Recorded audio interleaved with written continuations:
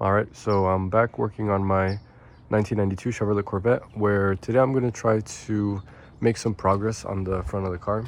Over here, last time I was able to bypass the VAT system by installing a chip, the PCM of NC chip, and now the engine actually turns on. So I was doing a little bit of work where I was trying to see how the AC components kind of fit, and it all seems to line up. Current step that I want to do is I want to see if I can get the radiator for the AC and the radiator for the engine itself, and I'm gonna go ahead and pressure wash it with this one right here and try to clean them up, because they honestly have a lot of debris, especially this one. I don't know if you could tell, but it's really dirty right there. And then this one has some dirt on the front part of it too. It's probably on the underside, but it's all dirty. And I'm gonna blast those and hopefully get them nice and cleaned up so that it doesn't overheat, and I can do more tests on making sure it like runs fine and everything. But yeah, that's the current plan, and let me get started on that. The good thing is I actually didn't secure anything. This was more of just like a little test fit on how everything was going to go. I'm pretty sure I could just grab this thing out of here and bring it over to the place where I'm gonna pressure wash it down here. But okay, let me just go ahead and turn this thing on and let me pick this up. Oh, there we go. And let me get to work. Kind of just spraying this down, getting all the dirt off of it. There we go. I think that'll do. It doesn't have to be anything too crazy. I just don't want to get the parts dirtier than they already are. And yeah, let me go ahead and grab this one and see which side is dirtier. It's this side. So let me see if I can wash it from the back side and kind of get all the stuff out.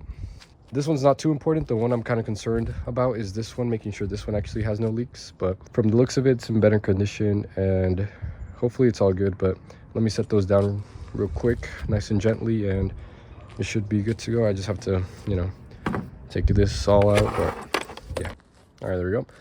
For the actual radiator, I'm going to try my best not to get any water in there, just because I do want to only have it so that's the 50-50 coolant premix thing. So I'm just gonna try to spray this one, try not to get any actual thing in there. But yeah, let me give this a shot real quick and I'll show you guys how it ends up after.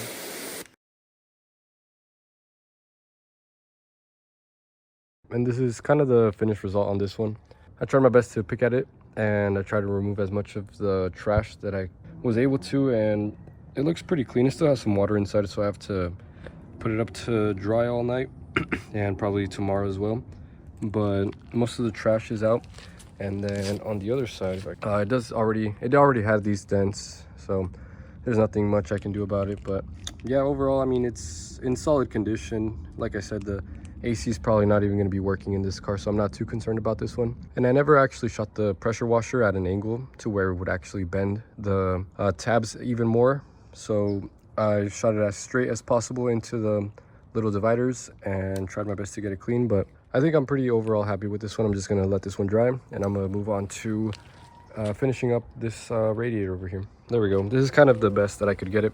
Pressure washed it, and most of it is pretty clean. You can see there's still some water in there, but it's kind of all set. Also, this denting of the actual little coils, you can go back in the video and see for yourself that I did not do that. It was already like that. I was trying my best to be as careful with the pressure washer, so I did not cause that. That was already like that. Yeah, overall, I mean, seems to be enough to get the airflow for the actual, once it's moving and everything. But I'm okay with it sitting like this, and I tried my best not to get any water into the actual hoses. So yeah, I'm probably also gonna hang this one up so that it dries overnight and probably tomorrow. And I think that should be all set for those two. All right, so now I'm gonna move to back here where I'm gonna be installing the rest of these bolts so that it's airtight and it doesn't leak any vapors or anything. And then I'm also gonna put the hoses in, make sure they're all nice and secure, as well as adding some new clamps to the ones that need it. That way they don't actually like accidentally slip out while it's sending fuel pressure to the front. And I might also give it a little cleanup on here, but I don't think that's really necessary since it's probably going to sit for now. And I can probably do a big detail once this car is up and running. So I think let me secure those real quick, and that'll be the next step. Okay, there we go.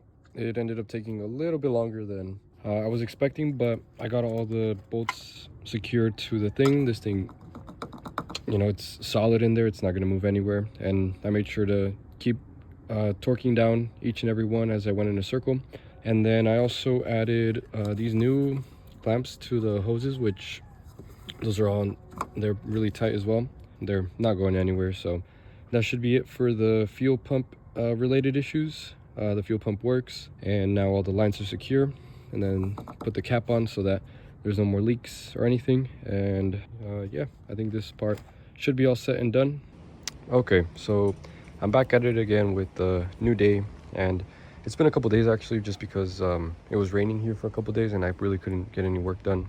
Right now the goal is going to be removing the AC stuff that I kind of fitted up just temporarily, and I'm going to remove the water pump just because I want to add a little bit of gasket sealant to the block and the actual pump, because I don't want any risk of leaks. Get something that'll just make it watertight, because I don't want any risk of there being water down on the OptiSpark. So I'm gonna go ahead and take that water pump off. Okay, so I was able to go in and I removed the water pump, and this is kind of the main thing that I was worried about. When it came to the water pump, I just wanted to make sure that this bearing right here was nice and snug, which it does seem like it is. You know, it doesn't have any play or anything. Also, I'm gonna go ahead and run by the store and pick up some new gaskets, because these ones that I had installed are already kind of squished and molded into where they would have sat. And I'm gonna go ahead and pick up some new of those just to be extra cautious. And I'm gonna get one of these because from what I can tell, they used a water pump off a different model but the same year, so it's adaptable, except it does have like this little opening that it doesn't need for this C4. So I'm gonna go ahead and get one of those cap rubber pieces just to replace it. That way I don't risk any leakage. Yeah, you see, now that I'm looking at it closely, if you go ahead and pull on this, it actually has a pretty bad tear, and it's really old. So I think it's best to, or I think the right call would have been replacing this anyways. So let me take that off and come back with the actual replacement. Okay, there we go. So I went and purchased the new coolant cap for the pump right here.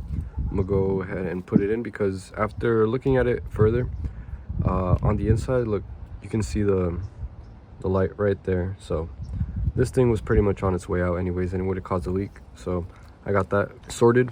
So I'm gonna go ahead and plug it in. And there we go, just like that, it should be good to go. So I went ahead and got this little razor blade, and I'm gonna give a little scrub to the surface area, make sure it's all nice and clean, just like that, but on both sides. And then I'm probably gonna hop in there and give it a clean up on the inside of the entrance points. I sanded them before when I had gone to put it on, but there's still like some residue that I want to scrape off, and then same with the other side. So I'm gonna go in there, get that all sorted, and after that I'll show what the paste with the gaskets is gonna look like. So I was able to squeeze into the engine compartment right here, and then I have this side kind of cleaned up and sanded from last time, and the same goes for this side right here, if I can zoom it in. So I think those are good to go. All I have to do now is go ahead and throw on the gaskets onto that thing, and then install the paste that I want to do, just to secure that this thing has enough seal so that there's absolutely no coolant leak. So here's the plan. I'm going to get this ultra red gasket maker that is able to support high temperature, and I'm just going to do a tiniest little spread on the here, just because when I was using the razor blade, I could tell that there was some sort of like little imperfections and dents, and that's what I was kind of worried about, allowing the coolant to leak. So I'm going to use that just to create the seal that I need, and then just a thin little layer then I'm going to put on the gasket, and do a tiny little layer on the outside too, just so that both are secure and that can dry and ensure that nothing leaks. So let me go ahead and do this first little layer. It shouldn't be that bad. I'm just going to do a little thing and then just rub on there. But so there we have the tiny little layer. I did it as thin as possible. I kind of just like got the tiniest little bit and just ran it all throughout. And I don't know if you could tell, but it really is just like a tiny little film, just so I could get the gasket to stick as well, as good as it can. And I made sure that there's going to be no like overflow or anything, kind of just like real pressed down in there, and that's kind of how I'm gonna have it set up.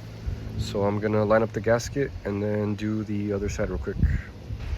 Then there we go. I made sure to remove as much extra access from the gaskets as possible, and then I also kind of made it so that it could be the thinnest layer possible, and anything around or near the little entrance for the coolant, I swiped that away to more of the outsides, and that's kind of where it's sitting at right now.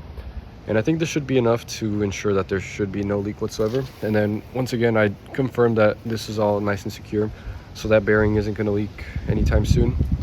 And now that it's kind of updated, I think it's time to go ahead and slap it on.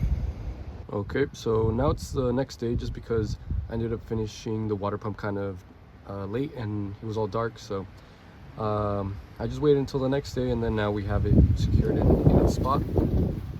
And so the next step will be trying to, I think, put on the belt.